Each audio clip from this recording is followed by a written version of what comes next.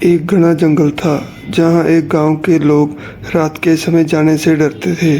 उस जंगल में एक प्राचीन किला था जिसके बारे में कहा जाता था कि वहाँ एक भेड़िया रहता है।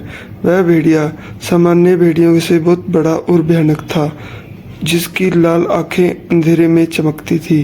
कई लोगों ने उसकी खौफनाक आवाज़ सुनने का दावा किया था, लेकिन कोई भी उसे ठीक से देख नहीं पाया था। एक बार गांव के कुछ बहादुर नौजवानों ने तय किया कि वह उस भेड़िए की हकीकत का पता लगाएंगे। वह सभी रात के समय मशालें लेकर जंगल की ओर बढ़े। जैसे जैसे वह किले के करीब पहुंचने लगे, चारों ओर का माहौल बदलने लगा। अचानक जंगल में गहरी खामोशी छा गई और ठंडी हवा चलने लगी। अचानक एक लंबी चीख की आवाज़ सुनाई दी जो किले की दिशा से आ रही थी। नौजवान घबरा कर रुके, पर उन्होंने सांस जुटाकर आगे बढ़ना जारी रखा।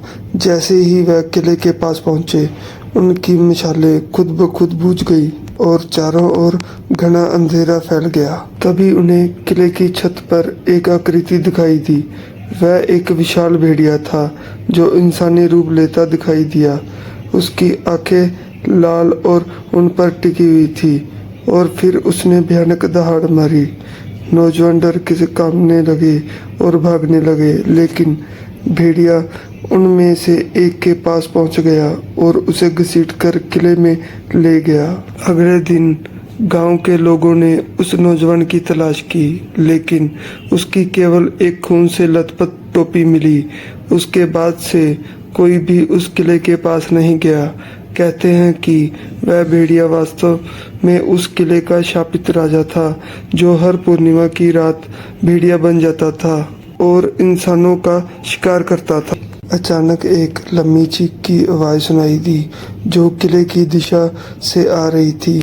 नौजवान घबरा कर रुके, पर उन्होंने सांस जुटाकर आगे बढ़ना जारी रखा। जैसे ही वह किले के पास पहुंचे, उनकी मशालें खुद ब खुद बुझ गई और चारों ओर घना अंधेरा फैल गया। तभी उन्हें किले की छत पर एक आकृति दिखाई दी। वह एक विशाल भेड़िया था जो इंसानी रूप लेता दिखाई दिया। उसकी आंखें लाल और उन पर टिकी हुई थी और फिर उसने भयानक दहाड़ मारी।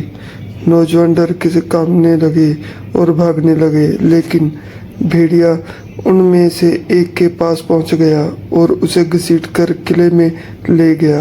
अगले दिन गांव के लोगों ने उस नौजवान की तलाश की, लेकिन उसकी केवल एक खून से लथपथ टोपी मिली।